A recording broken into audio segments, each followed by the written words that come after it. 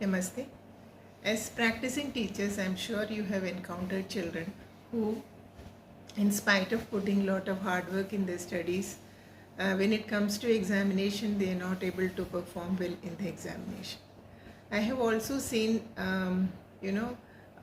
parents coming and telling me that, Madam, my child puts in lots of effort, lots of time is spent on his studies, but when it comes to writing an examination or when it comes to giving an assessment or something like that, the child is not able to do well. Now, first of all, we have to understand why this kind of a problem occurs. The underlying fact is that memory is very important in learning. We all know that. And what is memory? Memory is the ability to take in, solidify, store and use information when we need it. And memory actually plays an essential role in our everyday life. It is very important, not only for learning, but also it plays an important role in our everyday life. It enables us to learn about the world around us and adapt accordingly. So that important is our memory. Now, psychologists actually divide our into three stages, and these stages are: first is encoding, second is storage, and then the third is the retrieval. So any kind of learning that is happening inside the classroom or outside, the mind of the child has to go through these three stages. That is encoding. Encoding means the putting memories into our brain. That is the first stage. And the second stage is a storage, is a process of keeping that information in the storage. And then the third part is a retrieval, that is the ability to access information when you need it. Now these three stages are interconnected, and any problem in these three stages we will find a child having difficulty in retrieving or storing or encoding the information that is there around. We will have a child having problem with that. Now coming to something called memory education. Unfortunately, for whatever reasons, it is seen that memory education, which is a core basic fundamental that is required for accelerating learning, is not taught in the schools. And this is actually like teaching the children to read, but then leaving them just like that. We start to teach the children how to read, and once a child becomes proficient in reading, then we automatically feel that the child will be reading on his or her own. So the basic thing about memory, if teachers and parents understand how the information that is found around us, or the information that the child gets inside the classroom, how it is encoded in his brain, in the child's brain, and how the storage happens and how the retrieval of that information happens, then it will be easy for us to modify our strategies inside the classes, and also it will be helpful for parents to do some kind of activities inside the class, inside the house, to help the children to develop their long-term memory. So my today's topic is about that. I will be explaining, or I will tell a few strategies that will be helpful for the parents as well as the teachers to help the child to develop their memory, which is very, very important, as we all know. Now basically what happens is that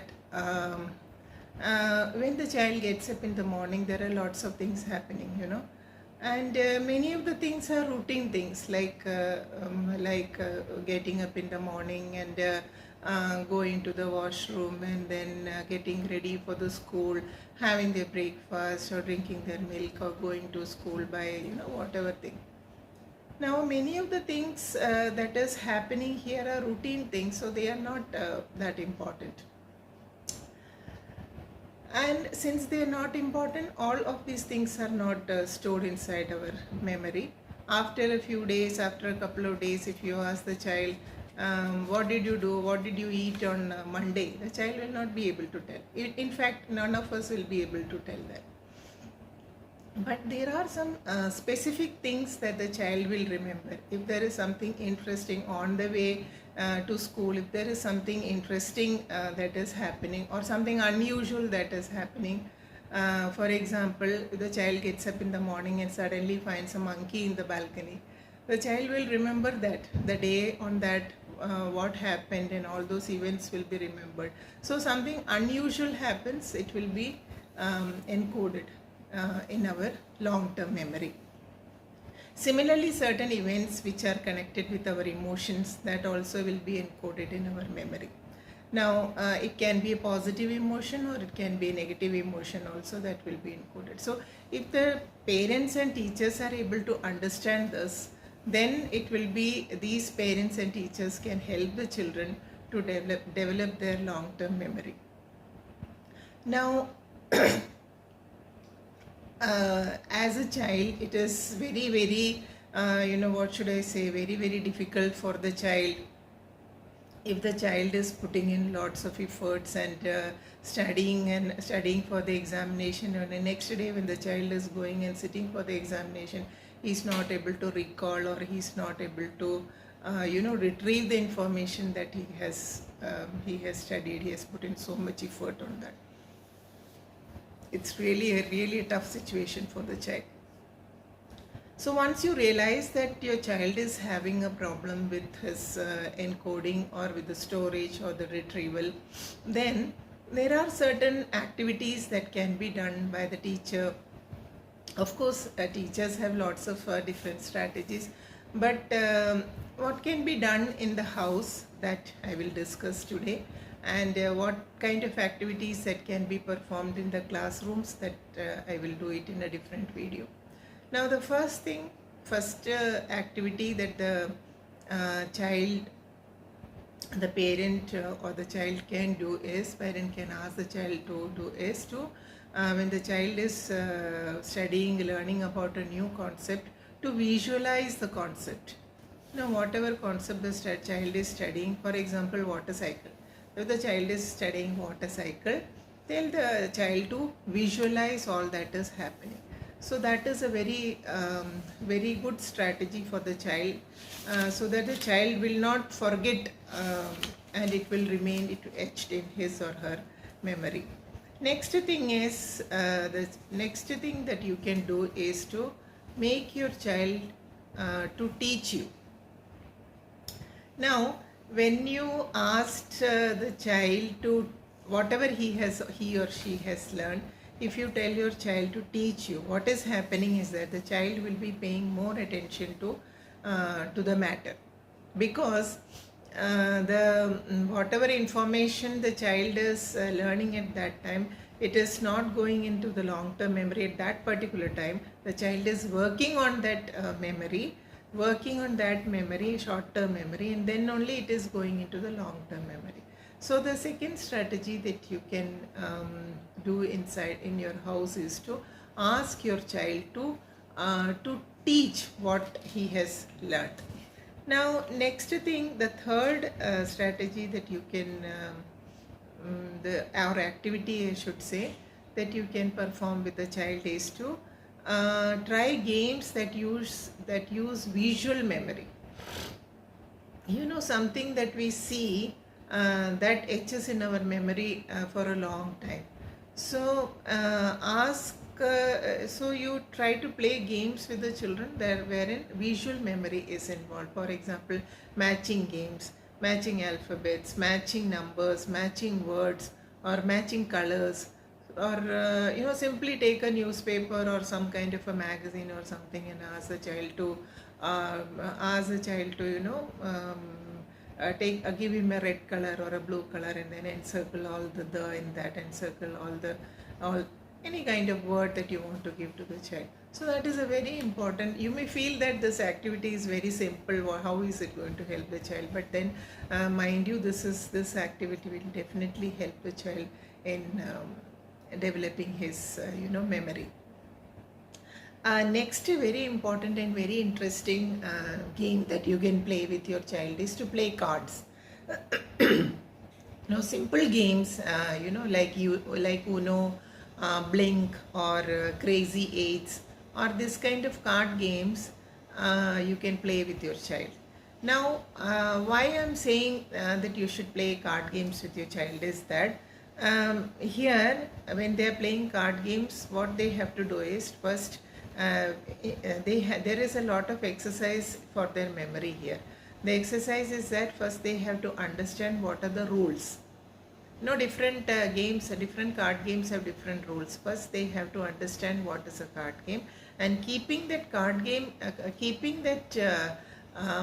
rules of the game in their mind, they have to understand what are the cards that are there in the other person is having, and what cards have already been played. So this is very good game for children to enhance their working memory. Now coming to the fifth activity that you can perform in the classroom is to help the children for active reading. This is something that I find missing in our classrooms. Like active reading is active reading is talking out loud, and some other child or the same child or the teacher can ask questions to the children. For example, there is a paragraph, the child is reading or the teacher is reading, so it is loud reading, and then after the reading happens, the teacher can ask questions so that the child is actively participating in the reading. So that is a very important, very good activity that can be done in the classrooms and also at home to enhance the memory. Next thing that the parents and teachers can do is to chunk information into smaller bits.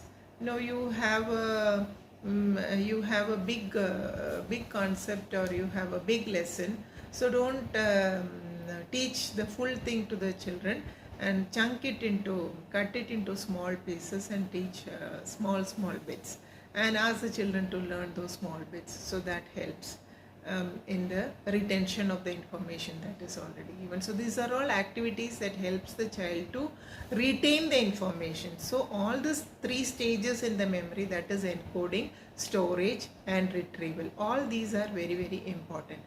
And the next stage is that the retrieval. The retrieval is very important.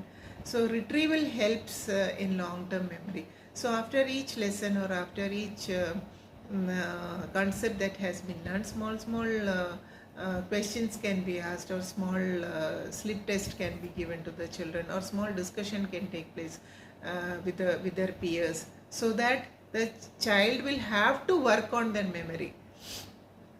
For retrieving information from the memory also, they will have to do, it will not happen automatically. They will have to put in effortful retrieval will take place there. Now next thing that can be done is make it multi-sensory. There should be some kind of song, or where the children or the child is able to touch and understand. So if you make it multi-sensory, it seems the brain is able to retain it in a better manner. Now the next activity that can be done by teachers and parents is to make connections. So once you start whatever you have learned, or whatever you are learning at that point in time, mentally, if you are able to connect it to something everyday life that you do, it will be very useful, or the memory will be etched, or memory will be stored in a better manner. For example, if you are studying about subtraction, if you are studying about multiplication, you kind of, make connections into what happens, like I went to the shop and then what happened. So if that kind of a connection is made, it seems it works in a better manner. So here I have given lots of activities and lots of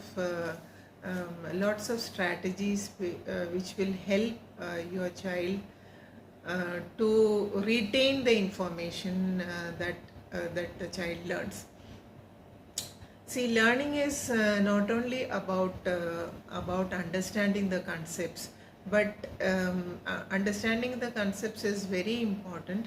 But memorizing the concept is also very important, because you have to, when you have to work on that, as you grow older, when you have to work on that concepts, you should be already knowing what you have already learned.